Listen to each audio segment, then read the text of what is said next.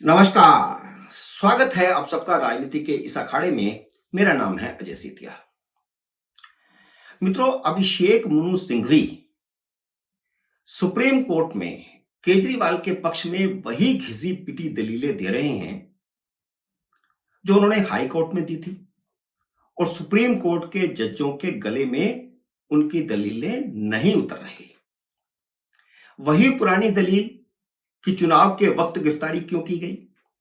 वैसे ED high court में बता चुकी है कि उन्हें पहला सम्मन सितंबर में भेजा गया था। वह चाहते तो पहले सम्मन पर ही ईडी के सामने पेश हो जाते, लेकिन वह लगातार सम्मन का उल्लंघन करते रहे और अपनी गिरफ्तारी को उन्होंने 8 महीने तक 7 महीने तक टाला। वह जानबूझकर अपनी गिरफ्तारी को मार्च तक खींच करके लाए। खैर, अब वही जवाब ईडी शुक्रवार को सुप्रीम कोर्ट में दे देगी जो ईडी ने हाई कोर्ट में दिया था, क्योंकि सुप्रीम कोर्ट ने ईडी को शुक्रवार तक का समय दिया है अपना जवाब देने के लिए। अगली सुनवाई शुक्रवार को होगी। सिंघवी को भी पता है कि उनके क्लाइंट केजरीवाल दूध के धुले नहीं हैं, पर मोटी फीस के लिए उनके पक्ष में दलीलें देना उनका फर्ज है। अब यह मोटी फीस कौन दे रहा है, इसका राज भी ज्यादा दिन छिपा नहीं रहेगा, क्योंकि ये सब जानते हैं कि सिंघवी बहुत महंगे वकील हैं। कोर्ट सिंघवी से पूछ रही है कि केजरीवाल 9 समनों के बाद भी ईडी के सामने पेश क्यों नहीं हुए, और सिंघवी बता रहे हैं कि सम्मन गैर कानूनी थे। अब यह कितना हास्यास्पद है कि सम्मन गैर कानूनी थे या कानूनन थे, यह तय करना कोर्ट का काम है या आरोपी का काम है या वकील का काम है। केजरीवाल भी शुरू से कह रहे थे कि सम्मन गैर कानूनी है, सिंघवी भी कोर्ट में कह रहे हैं कि सम्मन गैर कानूनी है। अब कितना हास्यास्पद है ये। जिस कोर्ट को तय करना है कि सम्मन कानूनन थे या गैर कानूनन थे, उसी कोर्ट में वकील कह रहा है कि सम्मन गैर कानूनी थे। हालांकि हाई कोर्ट बता चुकी है कि सम्मन भी कानूनन थे और उनकी गिरफ्तारी भी कानूनन थी, लेकिन सिंघवी ने जो दलीलें हाई कोर्ट में दी थी वही सुप्रीम कोर्ट में दे रहे हैं। सिंघवी की दलील यह भी है कि मान लो केजरीवाल ने सम्मन का पालन नहीं किया, तो क्या सिर्फ इतने मात्र से उन्हें गिरफ्तार किया जा सकता है। सिंघवी को सब पता है कि केजरीवाल को सिर्फ इसलिए गिरफ्तार नहीं किया गया क्योंकि उन्होंने सम्मनों का पालन नहीं किया था। केजरीवाल ने, और बल्कि इन्हीं सिंघवी ने, उन्हें जमानत दिलवाने की कोशिश की थी। जब उन्हें कहीं से कोई जमानत नहीं मिली, तब 21 मार्च को ईडी उनके घर पहुंची थी और केजरीवाल ने ईडी के अफसरों के साथ बदतमीजी की और उनके किसी भी सवाल का जवाब नहीं दिया। केजरीवाल चाहते तो सेक्शन 50 के अंतर्गत अपना बयान दे सकते थे, लेकिन उन्होंने बयान नहीं दिया। तब जाकर के उनकी गिरफ्तारी हुई और अभी भी वह जांच में सहयोग नहीं दे रहे हैं। ना उन्होंने उस समय ईडी को जांच में सहयोग दिया जब ईडी उनके घर पहुंची थी, और उसके बाद भी जब रिमांड लिया गया तो रिमांड में भी सहयोग नहीं दिया। उन्होंने अपने फोन और आईपैड वगैरह का अभी भी पासवर्ड नहीं दिया है। वह अभी भी कह रहे हैं कि जांच में सहयोग इसलिए नहीं दे रहे क्योंकि गिरफ्तारी गैर कानूनी है। पहले सम्मन गैर कानूनी था, अब गिरफ्तारी गैर कानूनी है। उनसे और सिंघवी से ज्यादा अकल तो केजरीवाल के मंत्री गहलोत को है, जिन्हें इसी मामले में सम्मन भेजा गया था और उन्हें समय भी नहीं दिया गया। उन्हें कहा गया कि आज ही ईडी के सामने पेश हों, और वह तय समय पर कुछ घंटे के बाद ही ईडी के सामने पेश हो गए।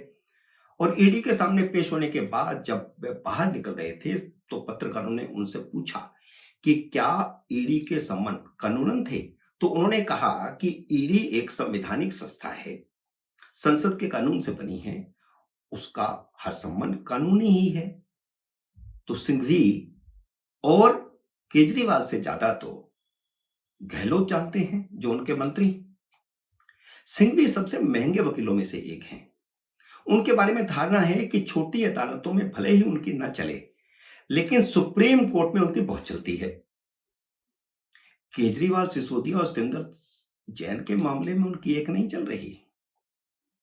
सिंघवी की इज्जत रखने के लिए सुप्रीम कोर्ट ने संजय सिंह को जरूर जमानत दे दी थी, लेकिन संजय सिंह का केस थोड़ा अलग था। उन्हें अलग से रिश्वत का मामला था, जिसका मनी ट्रेल नहीं मिला था। और यह जो बड़ा मामला है, इसमें मनी ट्रेल मिल चुका है। सिंघवी सुप्रीम कोर्ट में बार बार वही घिसी पिटी पुरानी दलीलें दे रहे हैं कि छापों में ना पैसा मिला ना मनी ट्रेल मिला। लेकिन ईडी ने हाई कोर्ट को मनी ट्रेल के सब सबूत दिखा दिए थे और इस शर्त पर दिखाए गए थे कि सामने वाले के वकील को यह फाइल न दिखाई जाए। तभी उसने कहा कि केजरीवाल की गिरफ्तारी सही है। हाई कोर्ट ने तभी यह फैसला दिया कि उनके सम्मन भी कानूनन थे, उनकी गिरफ्तारी भी कानूनन है। सिंघवी की जो दलील हाई कोर्ट में नहीं चली, वह वही दलील सुप्रीम कोर्ट में दे रहे हैं कि गिरफ्तारी के लिए केजरीवाल के खिलाफ सबूत चाहिए, जबकि ईडी दूसरे आरोपियों के बयानों पर यकीन कर रही है, जिन्होंने पहले तो केजरीवाल के खिलाफ कोई बयान नहीं दिया था, बाद में प्रेशर में आकर के बयान दिया और सरकारी गवाह बन गए। सिंघवी क्या, हर कोई अच्छी तरह जानता है, जिसको थोड़ा बहुत भी ज्ञान है वह यह जानता है कि आरोपी की जब गले तक आ जाती है, जब सांस फंस जाती है, तब वह सरकारी गवाह बनता है। इससे पहले तो लगातार मुकरता ही रहता है, अपनी जान बचाने के लिए सरकारी गवाह बनता है, और इस मामले में भी यही है। लेकिन जब सिंघवी ने सरकारी गवाहों को दबाव में लाने के लिए राजनीतिक दलीलें देनी शुरू की और कोशिश की कि देखिए सरकार ने ऐसा किया, उनको ऐसा किया, उसको भाजपा में शामिल करवा लिया, उनको रिहा करवा दिया, उनको जमानत दे दी गई, तो सुप्रीम कोर्ट ने कहा कि ये सब दलीलें आप बाहर जाकर के दीजिए, ये राजनीतिक बयानबाजी है।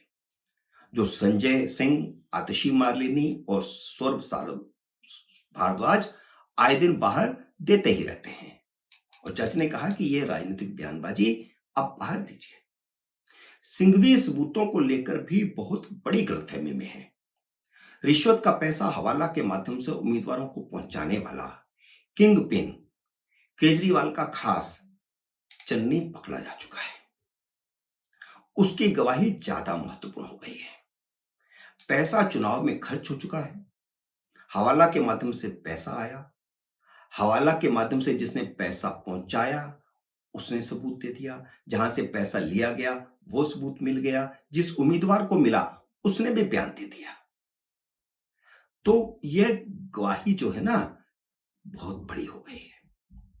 मनी ट्रेल तो मिल गया है ना कि चुनाव में खर्च हुआ, और केजरीवाल अब लंबा नप गए हैं, उनके बाहर आने का कोई चांस नहीं है। उनके सारे झूठों और ड्रामों की हवा निकल रही है। गिरफ्तारी से पहले केजरीवाल ने जो ड्रामा किया था कि भारतीय जनता पार्टी के नेता उनके विधायकों को खरीदने की कोशिश कर रहे हैं, करोड़ों रुपए का ऑफर दिया गया है, और यही बात आए दिन आतिशी मालिना और सौरभ भारद्वाज भी कहते रहते हैं।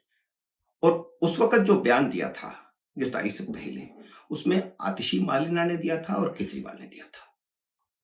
उनका कोर्ट में केस चला गया है। अब ये आए रोज जो बयान देते रहते हैं, जो मर्जी झूठ बोलते रहते हैं, अब इस मामले में भी कोर्ट में केस चला गया है। दिल्ली प्रदेश भाजपा के मीडिया प्रभारी हैं प्रवीण शंकर कपूर।